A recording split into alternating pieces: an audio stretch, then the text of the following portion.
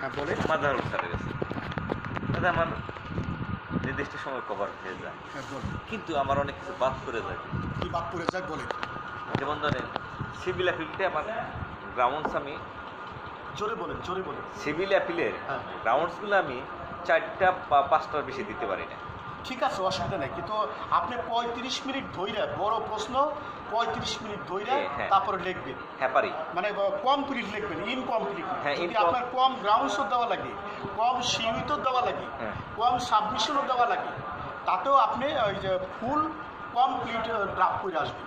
হ্যাঁ। Incomplete draft কিন্তু আপনাকে হ্যাঁ, হ্যাঁ। নাম্বার দিবে না। না এই যে Clear হয়েছে কথাটা? হ্যাঁ কথাটা এই কথাটা আমার ওই দিনে বুঝাইছিলেন। অর্থাৎ জোরে বলেন। আমি একটা প্রশ্ন হ্যাঁ। আনসার করলাম, হ্যাঁ, হ্যাঁ, হ্যাঁ। কিন্তু আনসার করতে গেলে তো আমার মাঝখানে বাদ যদি পড়ে সেটা ব্যাপার না, কিন্তু আমার উপরে এবং Format। হ্যাঁ ফরম্যাটের মধ্যে ওকে থাকতে হবে। ড্রাফট এটা তো একটা পূর্ণাঙ্গ মামলা। জি। সুতরাং আপনাকে মামলার কোনো জিনিস আপনি একটু সংক্ষেপে লেখেন, অসুবিধা নেই। হ্যাঁ। কোনো মূল কোনো জিনিস যেন বাদ না হয়, তাহলে এক নম্বর সবই আপনার দিতে হবে। হ্যাঁ তাহলে 1 নম্বর প্রশ্ন উত্তর পাইলাম। এখন একটু জোরে বলেন। আচ্ছা জোরে বলতেছি। আচ্ছা, অর্থাৎ রাইট, রাইট, রাইট। সুতরাং ক্লাস 5-এর ফার্স্ট বই যেভাবে মুখস্থ করে ওইভাবে ঠাটা মুখস্থ করবেন, একদম ঝরঝরা। যত বেশি মুখস্থ থাকবে তত বেশি আপনি পরীক্ষায় ভালো করবেন, কারণ পরীক্ষায় চিন্তা করে লেখার টাইম নাই। আপনার টাইম তো 35 মিনিট মাত্র। জি, জি। আবার আরেকটা ব্যাপার, খুব ভালো একটা যে কথা এখন বলতেছি, যে অনেক সময় এইরকম হয় একটা প্রশ্নের ভিতরেই 2টা প্রশ্ন দিতে হয় বড় বড়। হ্যাঁ খেয়াল করেন কথাটা। জি জি যেমন ক্রিমিনালে দিতে হয় স্যার।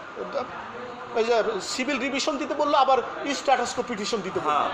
ধরেন দুইটাই বড় প্রশ্ন, সেক্ষেত্রে করবেন কি তা জানেন? কি? সেক্ষেত্রে আপনি 1 ঘন্টা টাইমই নেবেন ওই প্রশ্নটা লেখার জন্য, 30 মিনিট 30 মিনিট করে।